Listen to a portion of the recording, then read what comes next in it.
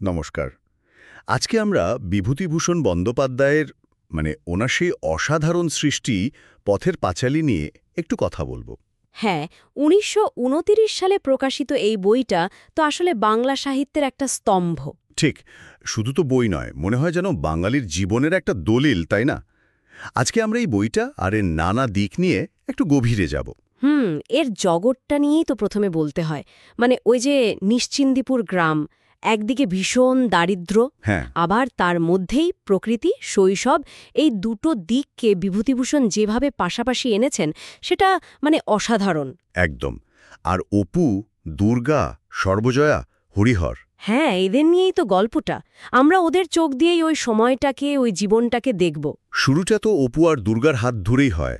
ওদের ওই একসাথে ঘুরে বেড়ানো, কি বলে, কাশবনে ছোটাছুটি বা হয়তো আম কুড়ানো। হ্যাঁ, হ্যাঁ, ওই মুহূর্তগুলো, ট্রেনের শব্দ শুনে দৌড়ে যাওয়া। ঠিক, এই যে ছোট ছোট আনন্দ, দারিদ্র্যের মধ্যেও এই নিষ্পাপ ব্যাপারটা, এটাই তো মন টানে। এটাই তো এই বইটার ম্যাজিক আসলে। বিভূতিভূষণ দেখিয়েছেন যে কষ্ট আছে, অভাব আছে, কিন্তু শৈশবের নিজস্ব একটা জগতও আছে। সেটা এসব ছোট ছোট বিস্ময় দিয়েই গড়া। আচ্ছা, আর বাবা মায়ের চরিত্র দুটো, হরিহর আর সর্বজয়া? হরিহর বাবা, তিনি একটু এই স্বপ্নবিলাসী ধরনের। উনি সবসময় একটা ভালো ভবিষ্যতের আশায় থাকেন, প্রায়ই কাজের খোঁজে বাইরে যান। হুম। আর মা সর্বজয়া, উনি একেবারে মাটির কাছাকাছি, সংসারের কঠিন বাস্তবতার সঙ্গে লড়ছেন প্রতিনিয়ত। ওনার মধ্যে একটা চাপা কষ্ট আছে, আবার একটা দৃঢ়তাও আছে। ঠিক বলেছেন। ওই যে হরিহরের একটু আদর্শবাদ আর সর্বজয়ার সংসারের টানাপোড়েনের চিন্তা, এই দুটোর মধ্যে একটা কন্ট্রাস্ট সবসময়ই দেখা যায়। হ্যাঁ, কিন্তু এর মাঝেও অপু দুর্গার বেড়ে ওঠা, ওদের বন্ধুত্ব, ওই লুকোচুরি খেলা, এগুলোই তো উপন্যাসের একেবারে কেন্দ্রে। কিন্তু গল্পটা তো শুধু আনন্দের নয়। একটা বড় ধাক্কা আসে যখন দুর্গার মৃত্যু হয়। হুম, হ্যাঁ, সামান্য একটা জ্বর থেকে এই ঘটনাটা অপুর জীবনটাকেই যেন ওলটপালট করে দেয়।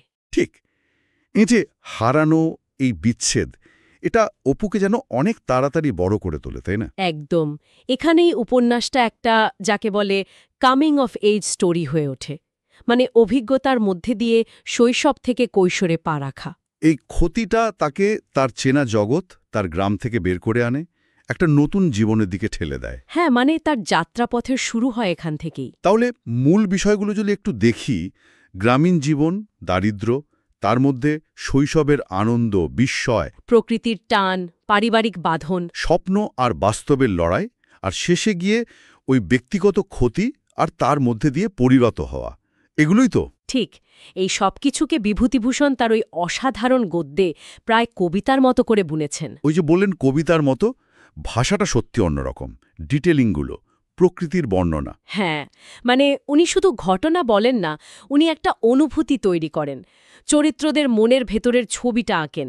আর এই গভীরতাটাই হয়তো পরবর্তীকালে সত্যজিৎ রায়কে এত প্রভাবিত করেছিল। অবশ্যই ১৯৫৫ সালে উনি যখন এই উপন্যাস নিয়ে ওনার প্রথম ছবিটা বানালেন, সেটা তো একটা ইতিহাস। শুধু বাংলা বা ভারতে নয়, বিশ্ব সিনেমাতেও তো একটা মাইলফলক ছিল।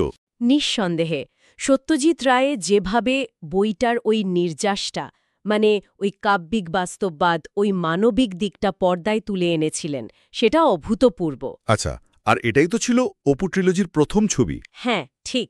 এরপর অপরাজিত, তারপর অপুর সংসার। পুরো ট্রিলজিটা অপুর ছোটবেলা থেকে প্রাপ্তবয়স্ক হওয়ার যাত্রাপথটা দেখায়। তার মানে বইয়ের আবেদনটা সিনেমার মাধ্যমে আরও অনেক মানুষের কাছে পৌঁছে গেল। ঠিক তাই। আর আজও যে বইটা লোকে পড়ে বা ছবিটা দেখে, তার কারণ ওই চিরন্তন মানবিক আবেদনটা।